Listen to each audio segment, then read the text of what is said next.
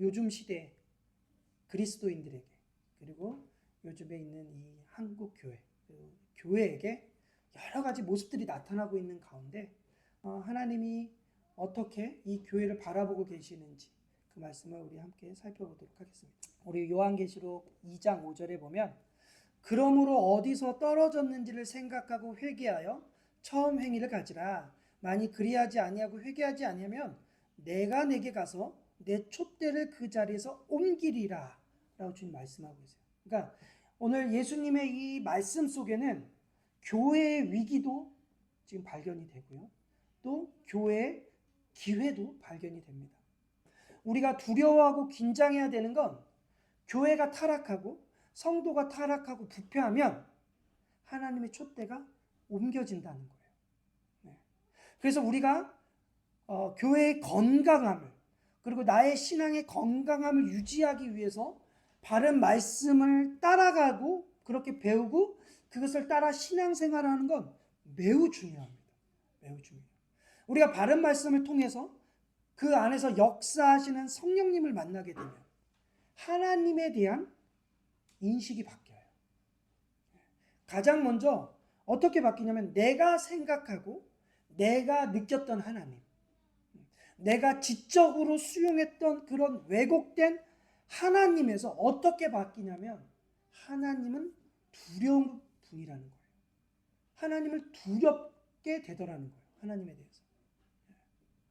한국교회 성도들이 교회를 오래 다니건 적게 다니건 상관없이 하나님을 두려워하기보다는 하나님은 만만한 존재다라고 생각을 해요. 왜냐하면 하나님은 사랑이시다, 하나님 나를 사랑해 라는 이 하나님의 속성 하나만을 붙잡고 하나님은 절대로 나를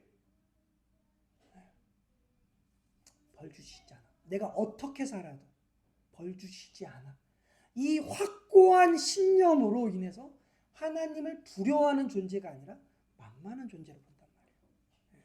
이런 모습은 하나님을 잘 모르는 거예요. 하나님을 만나고 나면 하나님에 대한 인식이 첫 번째로 바뀌는 게 뭐냐면 하나님은 두렵다라는 거예요. 왜냐하면 하나님은 어떤 분이시냐면 하나님 영원하신 분이세요. 이 존재는 우리의 지식으로는 이분이 어떤 존재인지를 완전히 다 파악을 할 수 없어요. 그 전능하심을 우리가 안다면, 그분이 얼마나 위대하심을 안다면 그 위대하심 앞에 우리는 한낱 개미도 못한 먼지와 같은 존재라는 것을 아는 순간 우리는 그분에 대한 두려움에 쌓일 수밖에 없는 거죠. 이 두려움을 기초로 우리는 하나님을 경외하는 거예요. 아무것도 아닌 나의 존재를 그분 앞에서 하나님의 위대하심을 더 발견하게 되고 그분을 경외하게 되고 그분을 신뢰하게 되는 거죠. 나의 이 부족한 지혜로 내일도 알지 못하는 내 이 지혜를 가지고 살아가는 게 아니라 이 영원하시고 무한하신 이 크신 하나님의 놀라우신 지혜를 내가 믿어야 되구나 라고 해서 경외로 나가게 되는 거예요. 그것을 기초로 우리는 그분을 사랑하게 되는 거죠.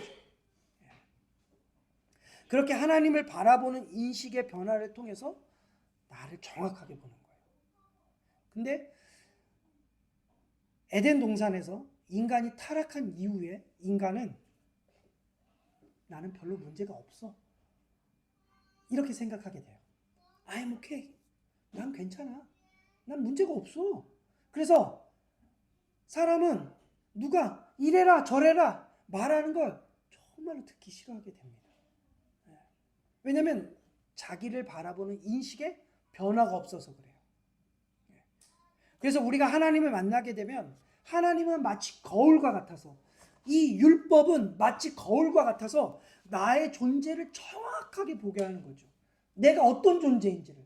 그래서 하나님의 거룩하심 앞에서 비춰진 나의 그 불경건함, 나의 그 타락함, 나의 그 고집스러움, 나의 그 거짓됨이 그냥 드러나지는 거예요. 그래서 비로소 내가 어떤 사람인지가 알게 되는 거죠. 그래서 하나님을 더 붙들게 되고 하나님을 더 사랑하게 되고 그분을 더 따르게 되고 말씀을 붙잡게 되는, 그래서 그분을 더 알고 싶어 하게 되는, 그렇게 되는 거예요. 이런 차원에서 오늘 요한계시록에 나타난 우리가 7교회를 한 주 한 주 살펴보면서 교회에 대해서 그리고 나에 대해서 제대로 모습을 바라보시면 좋을 것 같습니다. 개혁된 교회는 항상 개혁되어야 한다라는 종교개혁자들의 그 깃발 아래 교회는 계속 건강함을 유지해 왔습니다.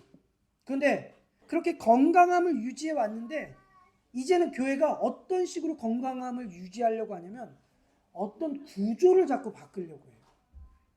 어떤 프로그램을 가지고 교회의 건강함을 자꾸 만들어 가려고 해요.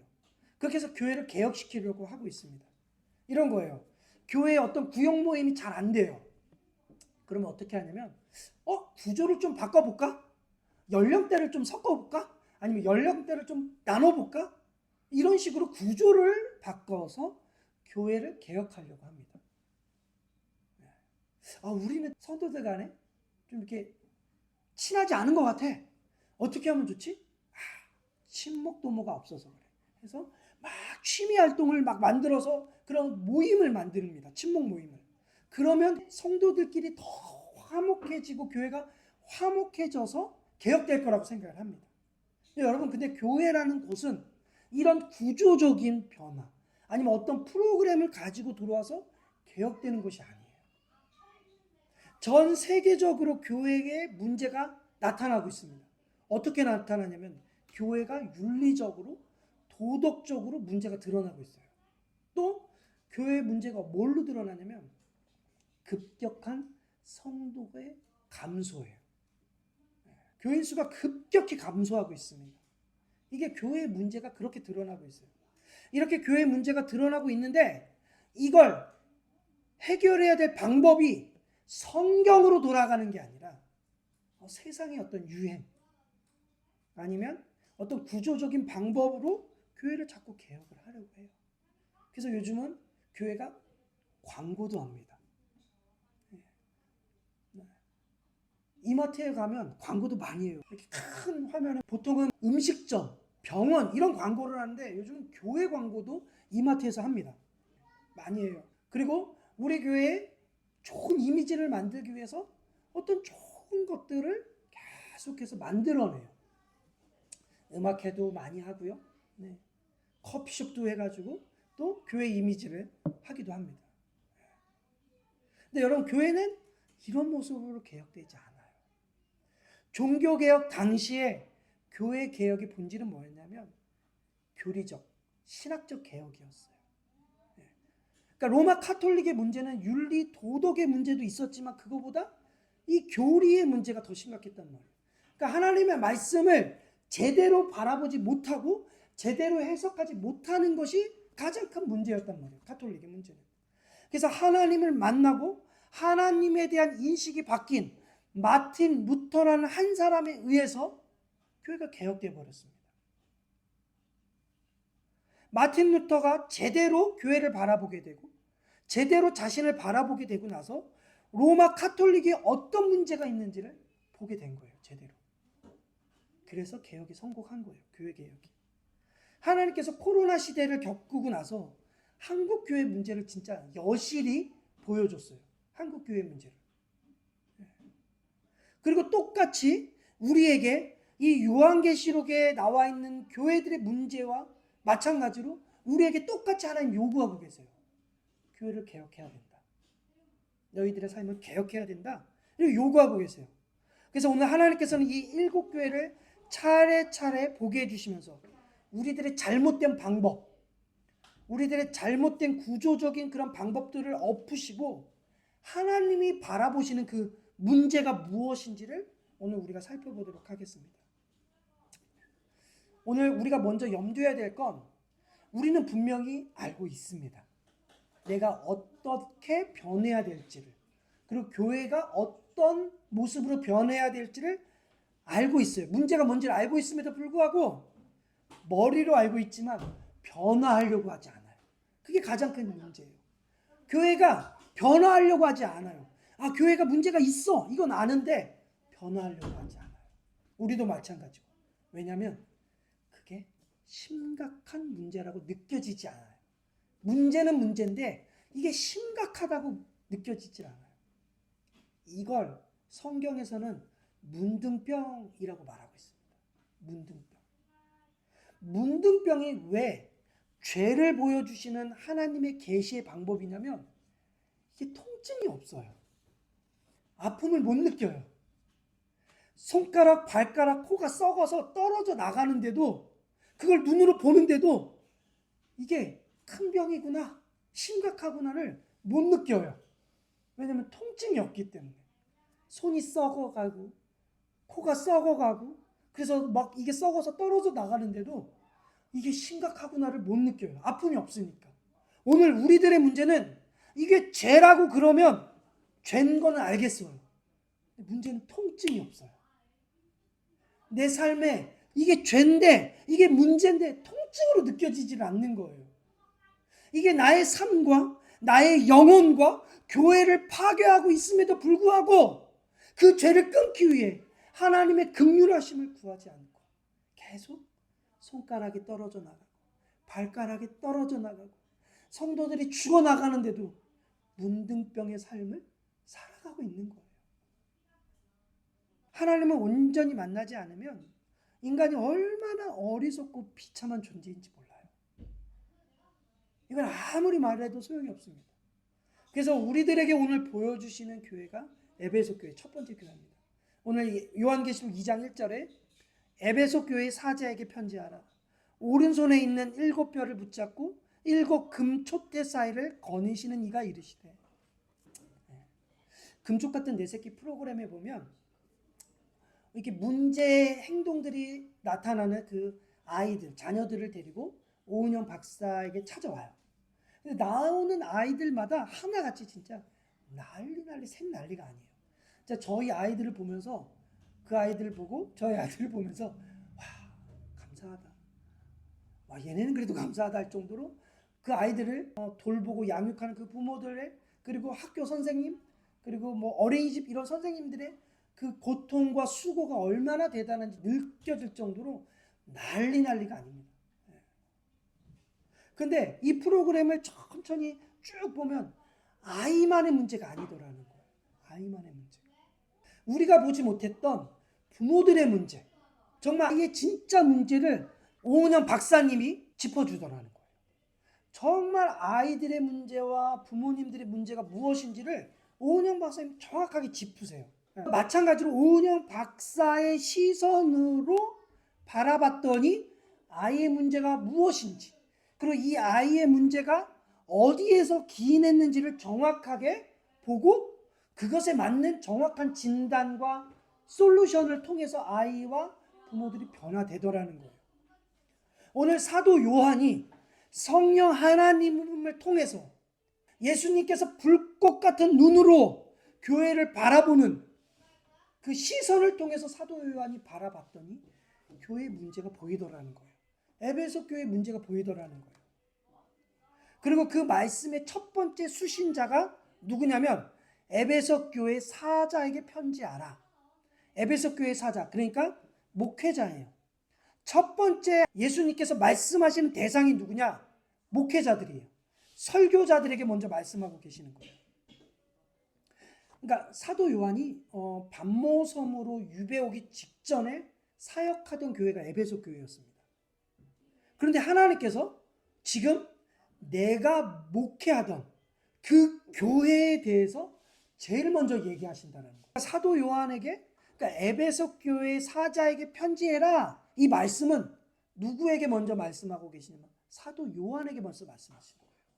그리고 현재 에베소 교회에서 목회를 하고 있는 목회자들, 그리고 현 시대에 하나님의 말씀을 전하고 있는 목회자들을 가장 먼저 이 말씀에 대한 대상자들이라는 거예요. 이제 사도 요한이 반모섬에 유배를 가서 자신의 삶의 가장 걱정이 이 에베소 교회였어요. 자기가 목회를 하고 떠나서 이제 유배를 가서 그곳에 고립되어 있는 가운데 이 에베소 교회를 바라보면서 걱정이 되는 거예요. 이제 내가 떠나 있는 가운데 혹시 이리의 탈을 쓰고 들어온 이 거짓 목회자들, 거짓 설교자들 때문에 교회의 성도들의 영혼이 죽으면 어떡하나, 이 걱정이 있었습니다. 또 그곳에 남아있는 성도들이 이 우상 숭배에 빠져서 세상과 타협하며 살아가면 어떻게 될까? 이런 걱정 가운데 사도 요한이 있었습니다. 그런데 그런 걱정 가운데 있는 동안에 예수님께서 이 사도 요한에게 말씀하셨습니다. 나는 모든 시대, 모든 교회 사이를 거닐면서 불꽃 같은 눈으로 내가 교회를 바라보고 지키고 있다. 이렇게 오늘 사도 요한에게 말씀하세요. 예수님께서는 교회를 지키고 계세요. 예수님께서는 교회를 보호하고 계세요. 근데 그 교회를 지키고 보호하는 방식이 뭐냐면 바른 목회자들을 통해서 교회를 지키신다는 거예요. 하나님께서는 바른 목회자를 통해서 하나님의 말씀을 조명해 주시고 바른 말씀을 증거함을 통해서 모든 시대의 모든 교회를 보호하시는 분이세요. 그러니까 우리가 이 코로나 시대에 하나님께서 교회를 이렇게 방치하시는 건 아닌가. 하나님께서 이 교회들을 욕먹고 타락하고 변질되는 가운데 하나님 교회를 버리시는 거 아닌가. 이렇게 우리가 생각하고 있지만 하나님 그렇지 않으시는 분이에요. 하나님은 하나님께서 선택하신 바른 목회자들, 설교자들을 통해서 하나님의 진리의 말씀이 세상에서 사라지지 않게끔 보호하시고 지키신다는 거예요. 하나님이 선택한 백성들을 하나님의 놀라우신 섭리의 방법으로 부르시고 보호하시고 지키신다는 거예요. 바른 설교자를, 목회자를 만나는 게 어려운 시대처럼 보여진단 말이에요. 그리고 자신의 이익만 찾는 그런 목회자들만 있는 것 같지만 그렇지 않다는 거예요. 하나님이 택하시고 하나님이 선택하시고 하나님이 지키시고 하나님 보호하시는 것들이 있다라는 거죠. 하나님 속성이 그런 분이세요. 하나님이 영원하신 분이시거든요. 하나님 신실하신 분이고 하나님 전능하신 분이세요. 이 하나님의 속성을 보면 하나님은 불꽃 같은 눈으로 교회를, 우리를 그렇게 돌보고 계시며 하나님 택하신 설교자들을 통해서 끊임없이 우리를 지키시고 보호하시고 인도하시고 계신다는 사실을 여러분 믿으시길 바랍니다. 오늘 2장 2절 3절에 내가 내 행위와 수고와 인내를 알고 또 악한 자들을 용납하지 아니한 것과 자칭 사도라되 아닌 자들을 시험하여 그의 거짓된 것을 내가 드러낸 것과 내가 참고 내 이름을 위하여 견디고 게으르지 아니한 것을 아노라. 그러니까 하나님께서 지금 에베소 교회를 칭찬하고 계세요. 당시 에베소 교회가 어떤 곳이었냐면 굉장히 번화한 곳이에요. 굉장히 화려한 도시입니다. 그러니까 지금으로 말하면 대도시예요. 서울이나 부산 이런 아주 큰 도시였습니다. 에베소 교회. 그리고 종교적으로는 이 아데미라는 신을 섬겼어요. 여자 신인데 이 아데미라는 여자 신은 쾌락의 신이에요. 쾌락의 신. 그래서 이 쾌락의 신 아데미를 섬겼는데 어떻게 섬겼냐? 이 아데미 신전에서 신전에 있는 창녀들이 있어요. 그 창녀들과 남자들이 음란한 행위를 통해서 예배를 드리는 거예요. 이게 그들이 예배 드리는 행위였습니다. 그러니 얼마나 이 도시가 음란했겠습니까? 거기에 황제를 숭배하는 황제 신전까지 있습니다. 그러니까 이 에베소 지역에서 신앙생활한다는 건 아주 힘든 거예요. 신앙을 지켜내는 건 아주 어려운 일이었습니다. 이렇게 신앙을 지키기 어려운 도시였음에도 불구하고 에베소 교회는 신앙을 잘 지켰다는 거예요. 내 행위와 수고와 인내를 알았다는 거예요. 악한 자들을 용납하지 않았다는 거예요. 교회에 들어온 거짓된 사도들, 거짓 설교자들을 용납하지 않고 그들의 거짓을 드러냈다는 거예요. 그리고 예수님의 이름으로 모든 것을 참고 견디고 게으르지 않았다는 거예요. 대단한 교회 아닙니까? 네. 문화적으로, 종교적으로, 음란함과 황제 숭배 모든 것 하나 부족함이 없는 탁월한 교회였습니다. 우상 숭배, 그러니까 황제 숭배 이 박해 하나만 감당하는 게 쉽지 않아요. 로마에 가면 콜로세움이라는 어마어마한 그 경기장이 있지 않습니까? 그 어마어마한 경기장 한쪽 잘 보이는 곳에 아주 높은 십자가가 매달려 있어요. 십자가가 서 있어요. 거기가 뭐냐면 예수님을 믿는 사람들을 거꾸로 매달아서 거기서 죽이던 곳이에요. 너무나도 잘 보이거든요. 그리고 이 콜로세움이 뭐냐면 이 예수님을 믿는 사람들을 사자와 싸우게 하는 거죠. 그래서 사자밥이 되게 하는 거예요. 그런 곳이었습니다. 그런 곳에서 박해를 받고 있다고 생각해봤어요. 내가 지금 그런 십자가 아니면 사자밥으로 던져지는 그 위기 상황에서 내가 예수님의 이름으로 견뎌야 돼요. 이거 하나만 내가 견디는 것도 버거운데 도시가 너무 음란해요.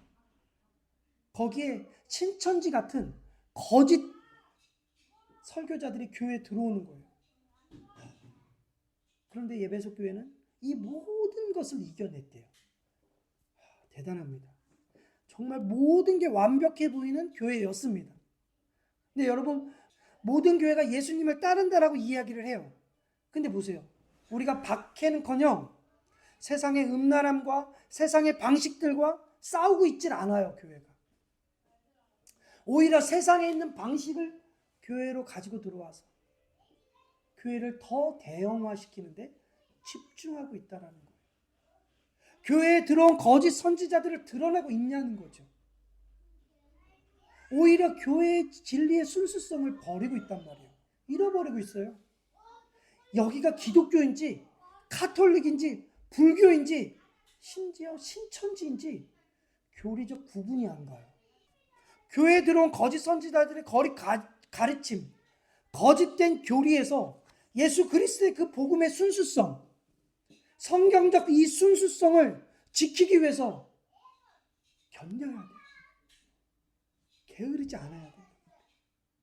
여러분, 우리 하나님의 말씀대로 살려고 부단히 기도하면서 애를 써야 됩니다. 신앙생활이라는 건 대충대충이 없어요.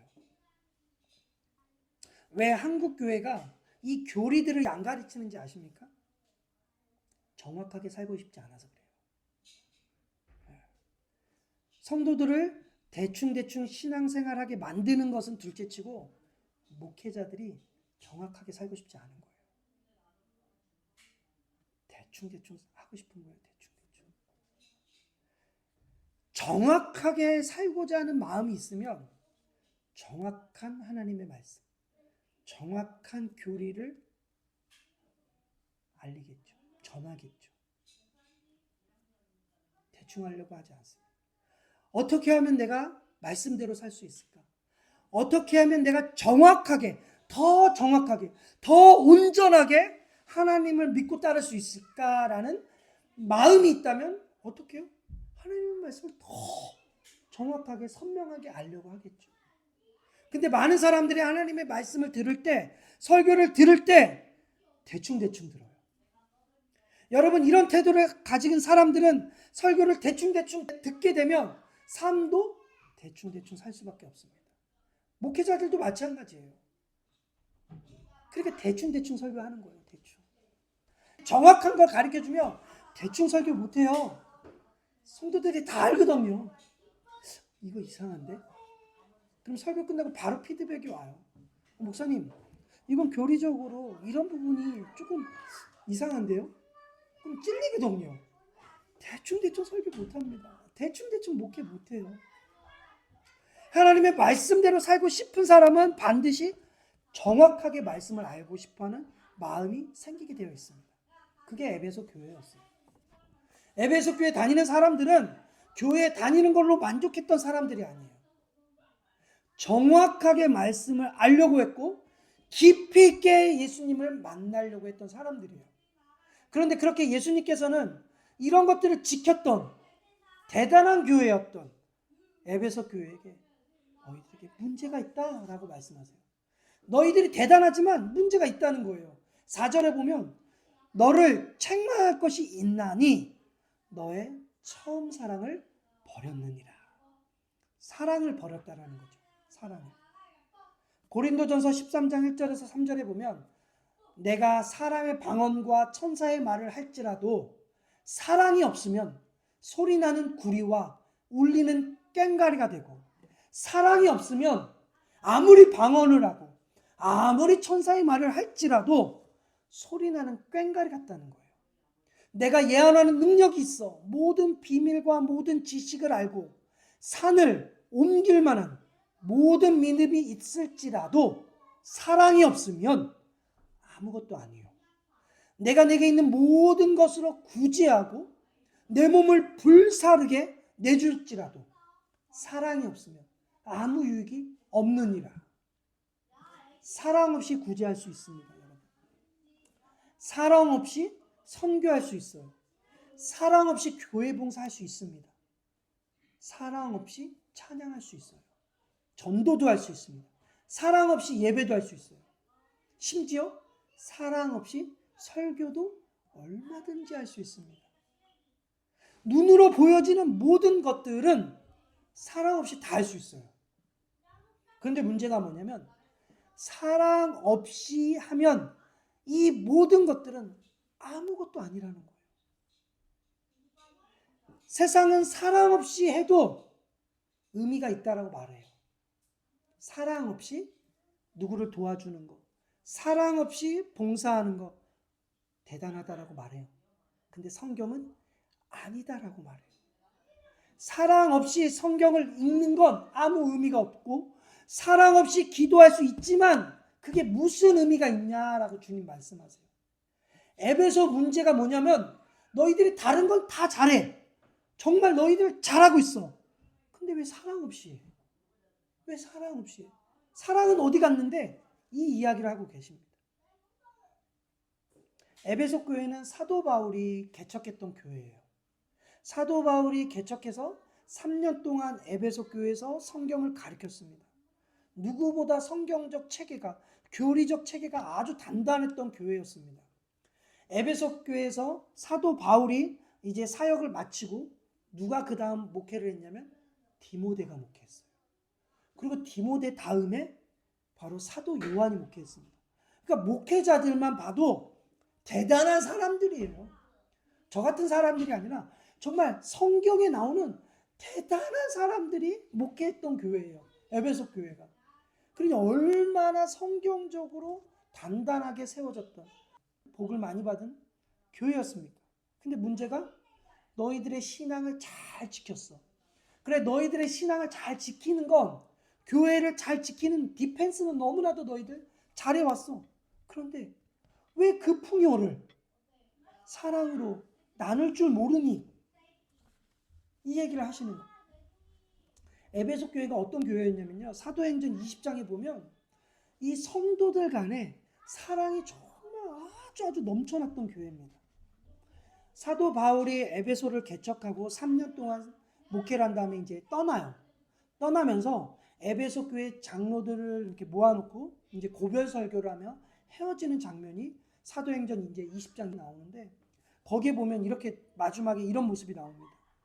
36절 이하에 보면 이 말을 한 후에 무릎을 꿇고 모든 사람들과 함께 기도하니 다 크게 울며 바울의 목을 안고 입을 맞추고 다시 그 얼굴을 보지 못하리라 한 말로 말미암아 더욱 근심하고 그 배에까지 그를 전송하니라.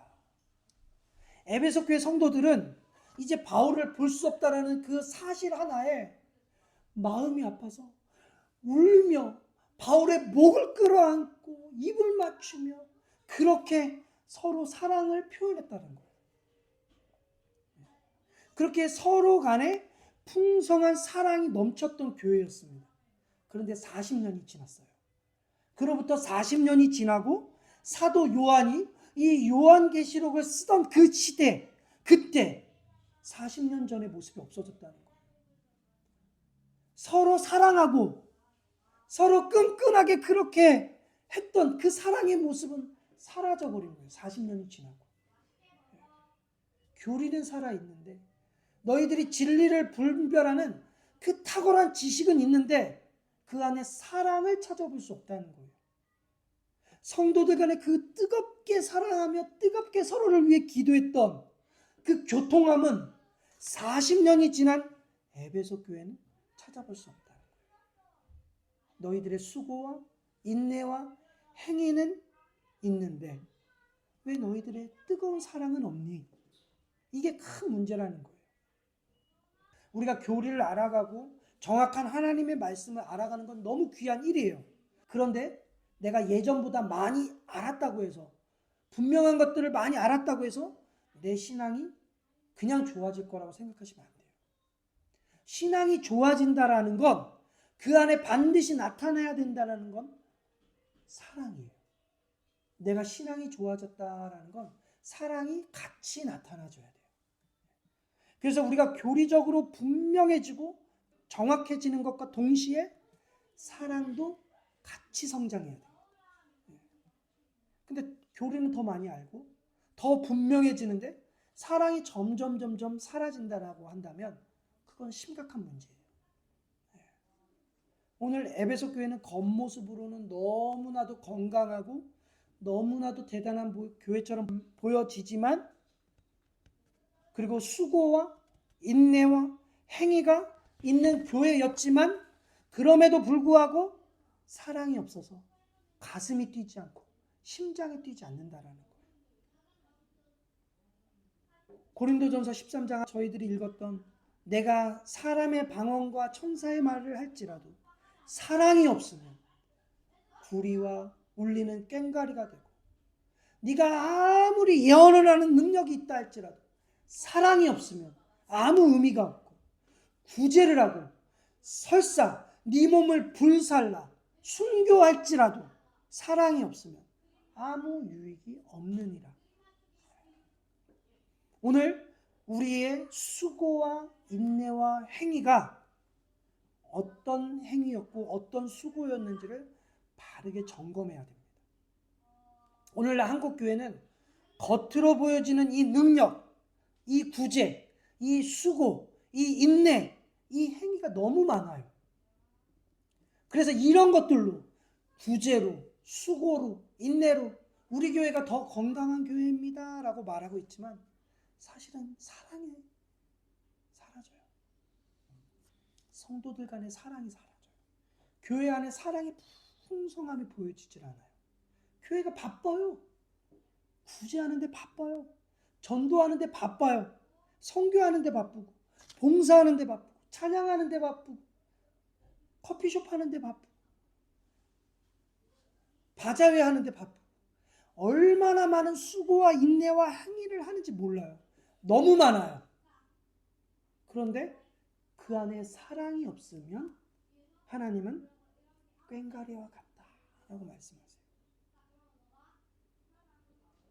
특별히 정확한 교리를 배우는 우리들이 이 부분을 깊이 생각해야 돼요. 우리가 바르게 가르치는 그 교회를 다닌다고 해서 내 신앙이 저절로 바르게 될 거라고 생각하시면 안 돼요. 내가 반드시 이 바르게 전해지는, 그리고 바른 교리를 내가 들었다면 그 교리가 내 삶 가운데, 내 심장 가운데 나를 뛰게 하고 있는지를 점검하셔야 돼요. 내가 뛰지 않으면, 내 심장이 뛰지 않으면, 내 안에 사랑이 없으면 살아있다는 이름은 있으나 그건 살아있는 게 아니에요. 에베소 교회를 향한 주님의 진단이 그거예요. 5절에 어디서 떨어졌는지를 생각하고 회개하여 처음 행위를 가지라. 그러니까 너희가 버린 처음 사랑이 어디서 떨어졌는지를 생각하고 회개하래요. 여기서 생각하다라는 이 단어는 그냥 고민하는 정도가 아닙니다. 지속적으로 계속 기도하면서 그 처음 사랑을 회복하는, 처음 행위를 가질 때까지 생각하는 거예요.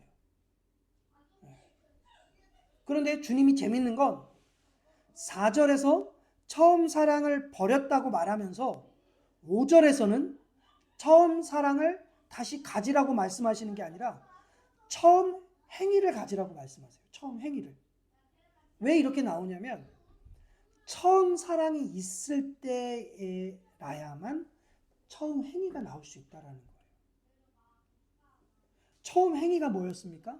사도 바울이 떠났을 때 너희들이 보여줬던 성도와 성도 간에, 목회자와 성도 간에, 성도와 성도 간에 서로 눈물을 흘리며 그들의 얼굴을 볼 수 없는, 그것만으로도 그 슬퍼하며 서로 울고 서로를 위해 기도하며 그렇게 마음을 나눴던, 그리고 너희들의 것을 서로 아끼지 않고 나눴던, 형제들의 사랑으로 품었던, 그 하나 되기 위해 하나님 앞에 긍휼을 베풀었던 그 사랑의 공동체, 이게 너희들의 처음 사랑 아니었니? 이 처음 사랑을 잃어버리니까 이 행위가 나오지 않더라는 거예요. 네. 여러분, 설교를 듣다 보면요, 이렇게 많이 이야기합니다. 여러분, 결단하세요. 여러분, 그렇게 사셔야 돼요. 여러분, 그렇게 하셔야 됩니다. 이렇게 말은 많이 합니다. 그런데 여러분, 결단한다고 됩니까? 오늘 우리가 이렇게 설교를 들었지만, 주님, 제가 내일부터 하나님 말씀대로 살게요 라고 결단하지만 그 결단대로 우리가 일주일 동안 살지 못해요. 우리가 가지고 있는 이 의지로는 그런 일들이 온전하게 가능해지지가 않아요. 안 돼요. 재수 없는 놈은 계속 재수가 없어요. 꼴 보기 싫은 놈은 내일도 꼴 보기 싫어요. 그걸 결단한다고 꼴 보기 싫은 놈이, 재수 없는 놈이 사랑스러워지나요? 그렇지 않아요. 그렇지 않습니다.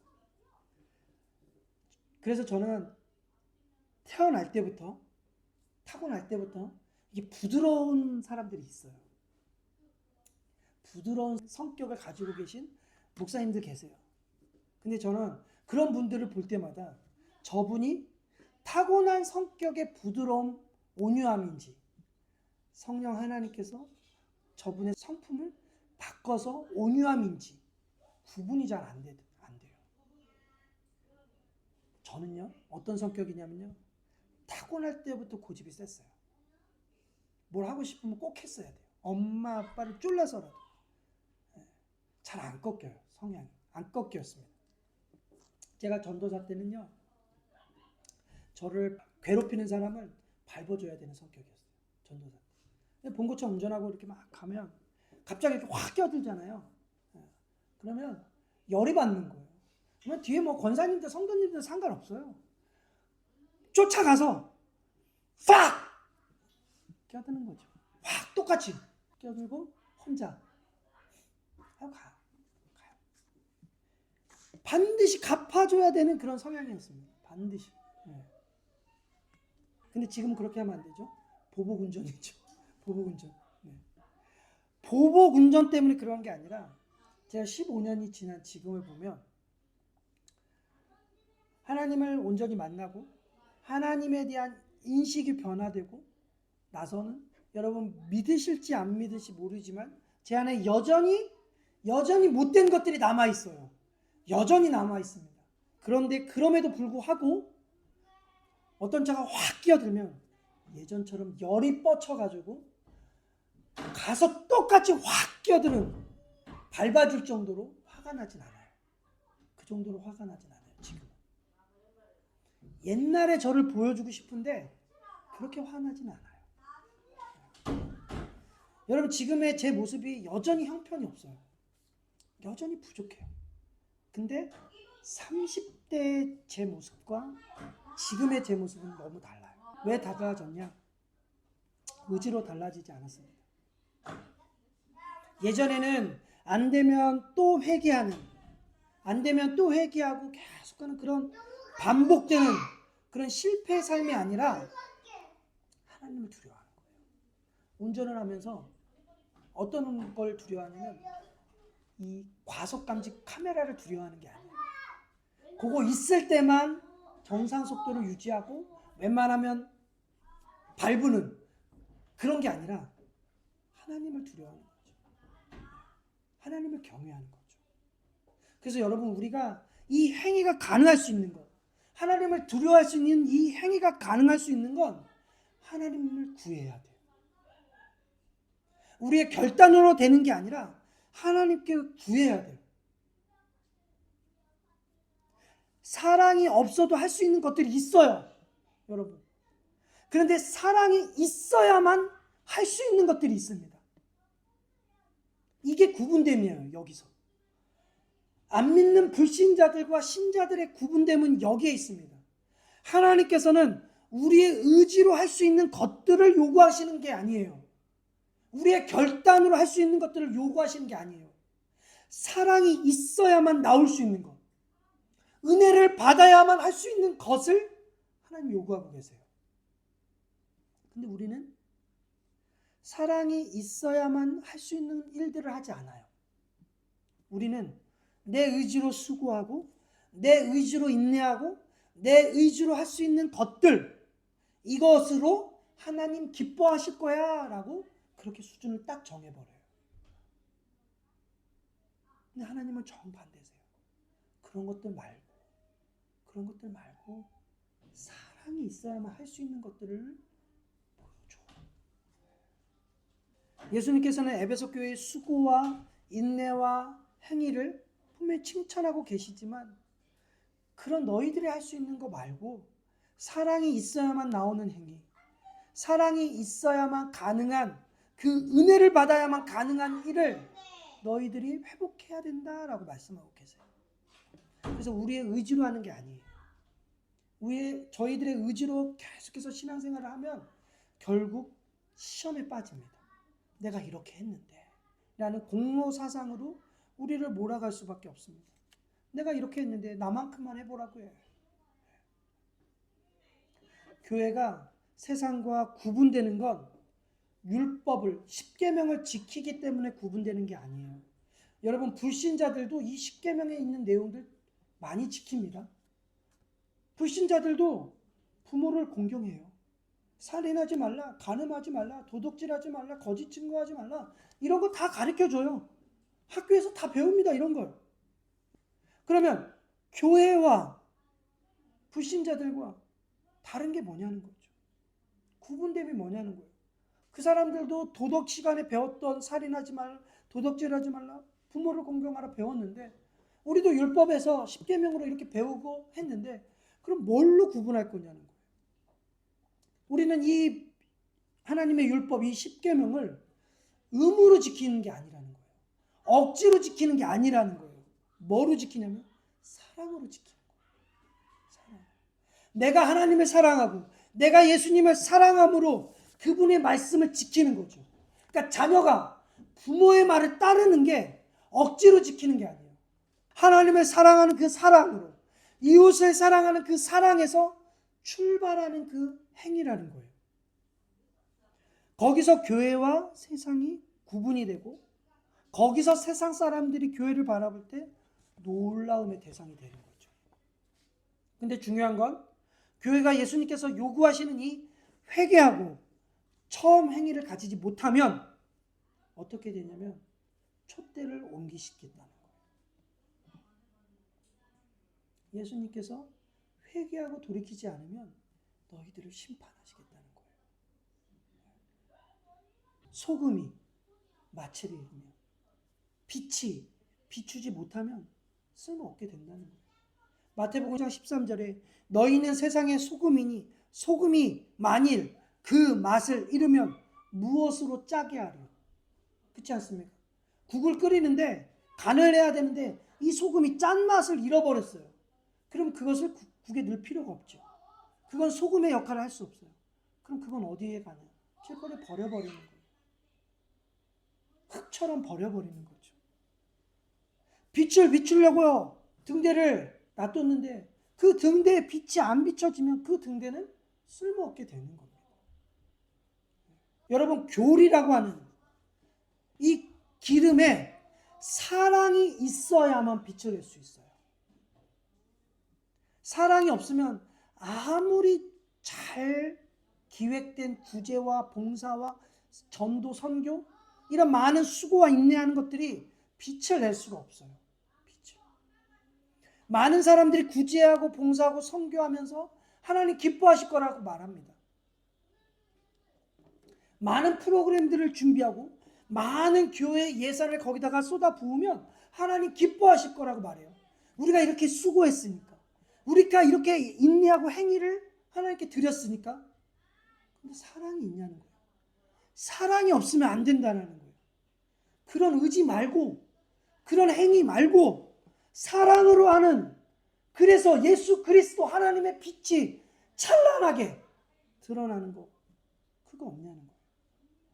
우리는 잘 알고 있어요. 유럽의 대부분의 교회들이 사라졌어요. 분명히 종교개혁이 유럽에서 시작해서 그것이 신대륙, 미국으로 와서 우리에게 전해졌는데, 그 종교개혁을 했던 그 유럽에 교회 찾기가 그렇게 어려워요. 유럽의 교회들이 이슬람 사원이 되었고요, 박물관이 됐고, 카페가 됐고, 술집이 됐고, 전부 그렇게 변해버렸습니다. 대부분의 교회들이. 왜 그렇게 됐을까요? 맛을 잃어버렸어요. 사랑을 잃어버렸어요. 빛을 잃어버렸어요. 맛을 잃고 빛을 잃고 사랑을 잃으면 죽습니다. 죽어요. 리초대를 옮기시겠다고 하신 것처럼 교회가 죽어버립니다. 교회는 결국 사라져버려요. 그런 의미에서 우리는 회개해야 돼요. 내가 너무 사랑이 없으면 회개해야 됩니다. 그걸 인정하고 주님께 그것을 구하며 우리에게서, 나에게서, 교회에서 등대가 옮겨가는 것을 두려워하며 회개해야 돼요. 오늘 7절에 귀 있는 자는 성령이 교회들에게 하시는 말씀을 들을지어다. 이기는 그에게는 내가 하나님의 낙원에 있는 생명의 열매를 주어 먹게 하리라. 수고와 인내와 행위가 있기 때문에 자신들이 잃어버린 그 처음 사랑이 얼마나 심각한 문제인지를 알지 못하는 이 에베소 교회를 향해 주님이 회개해라 라고 경고하고 계십니다. 주님의 이 엄중한 경고 앞에 우리가 겸손한 마음으로, 주님, 제가 귀 있는 자가 되어 하나님 앞에 겸손하게 회개합니다. 하나님, 나의 인내와 수고와 그 행위로 하나님을 기쁘시게 하는 게 아니라 하나님이 먼저 나를 사랑하셔서, 이 비참한, 이 부족하고 연약한 나를 먼저 사랑하셔서 하나님의 자녀로 불러주신 그 사랑으로 말미암아 시작한 그 사랑으로 내가 하나님을 기쁘게 하는데 나아가게 해달라고, 그렇게 시작하게 해달라고 우리가 겸손하게 하나님 앞에 기도하기를 원합니다. 모두가 힘겹게 살고 있는 이 시대에 더 말씀에 집중하고 더 하나님의 은혜와 긍휼을 구하며, 그래서 더 사랑으로 풍성해지는 우리의 삶이, 그래서 우리로 하여금 세상이 놀라움의 대상이 돼서 우리가 높아지는 게 아니라 저절로 하나님의 그 놀라우신 영광의 빛이 나는 그러한 우리의 삶, 우리의 교회가 되길 예수님의 이름으로 축복합니다.